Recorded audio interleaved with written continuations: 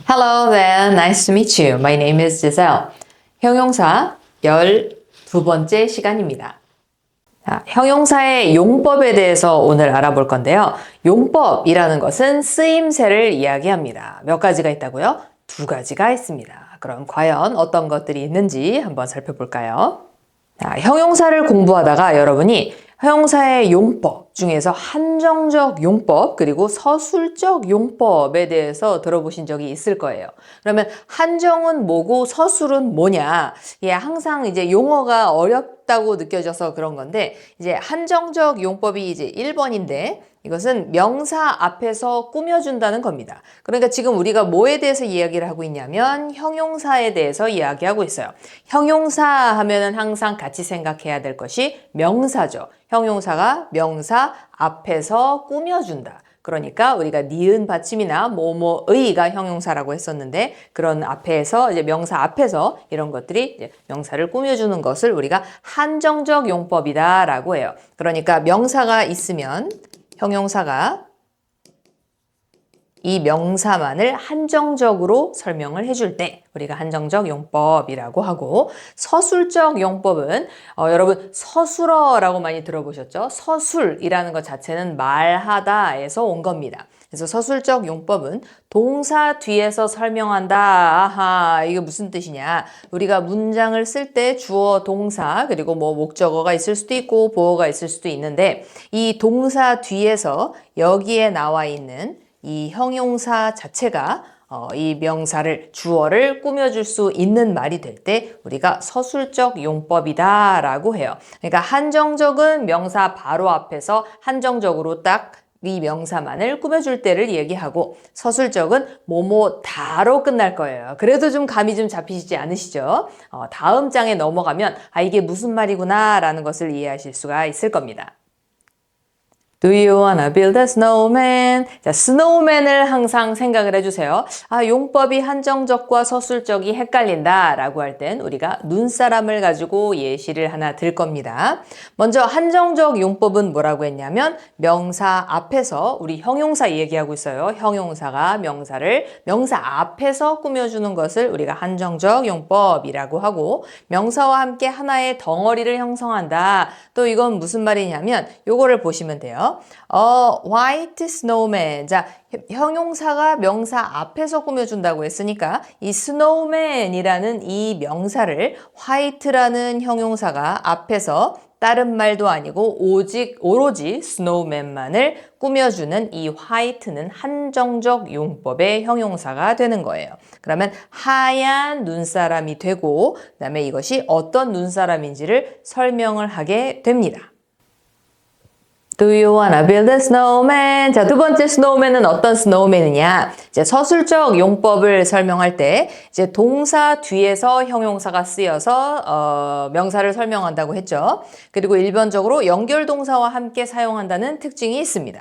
그러니까 연결 동사라는 건 뭐냐면 비동사가 있을 수 있고 우리가 뭐뭐처럼 보이다인 seem과 look, 그다음에 느낌이 나는 feel이 있고 들리는 sound, taste, become, get 이런 류의 동사들 다음에 오는 이 형용사가 뭐뭐다로 끝나서 이제 명사를 주어를 꾸며주게 되는 것을 이제 우리가 서술적 용법이라고 하는데요. 자, 여기 뒤에서 그렇죠? 형용사가 명사 뒤에서 뭐뭐다로 끝나게 되는 것이 서술적 용법입니다. 자, 그러면 아까 white snowman 해서 snowman이 있으면 white라는 형용사가 한정적으로 이 명사를 꾸며준 게 한정적 용법이었다면 뭐뭐다로 끝나는 게 서술적 용법이에요. 그래서 the snowman is white. 눈사람은 하얗다. 아까는 우리가 하얀이라고 하고 눈사람. 그래서 하얀이 이렇게 돼 있는데 이 하얀이 아니라 하얗다. 뭔가 뭐뭐이다처럼 설명을 하는 형태의 형용사를 우리가 서술적 용법의 형용사라고 하고 뭐뭐다 하얗다, 까맣다, 노랗다, 크다, 작다 이렇게 다로 끝나서 뭔가 문장을 이끌어가는 그런 형태의 형용사를 우리가 서술적 용법의 형용사다라고 하는 겁니다. 그래서 눈사람의 상태를 묘사합니다. 자, 서술적 용법의 형용사는 뭐뭐 다 굉장히 동사처럼 끝나지만 요 지렁이 부분이 뭔가를 꾸며주는 내용일 때 서술적 용법의 형용사라고 합니다. 그러면 뭐 뒤에 오느냐 하면 당연히 동사 뒤에 와서 이 다가 앞에 있는 주어인 명사를 꾸며줄 때 우리가 이것을 서술적 용법이라고 해요. 그러니까 우리가 보통 형용사 하면 예쁜 토끼라고 해서 이 예쁜만 이제 형용사라고 생각을 하시는데 토끼는 예쁘다. 자, 예쁘다가 동사는 아니에요. 다로 끝나기는 하지만 그러니까 다 해서 이거 동사인데 근데 동사 같다, 서술어 같다라고 해서 이거는 서술적 용법으로서 토끼를 꾸며주는 서술적 용법의 형용사인 겁니다. 그러니까 헷갈리지 마시는 게 한정적이랑 서술적은 굉장히 단순해요. 그죠? 은 아니면 다로 끝난다. 근데 이것이 이제 명사, 토끼라는 명사를 꾸며줘야 되겠죠. 자, the twins, 이제 쌍둥이이신 분들은 알겠지만 the twins are so alike라고 했어요.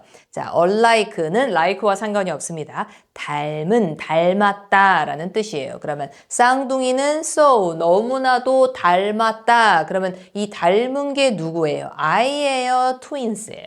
twins죠. 그러니까 이 토끼는 예쁘다처럼 쌍둥이는 닮았다. 그래서 이 닮았다가 서술적 용법이 되는 겁니다. 쌍둥이를 꾸며줄 테고요. 쌍둥이는 너무 닮아서 I can't tell. 나는 말할 수 없다가 아니라 여기서 tell은 구별하다라는 뜻을 가지고 있습니다. 그래서 나는 구별할 수 없다. Which is which. 누가 누군지. 그렇죠? 그 다음에 my mom gets upset. 그러면 나의 엄마는 없애버리고 싶다.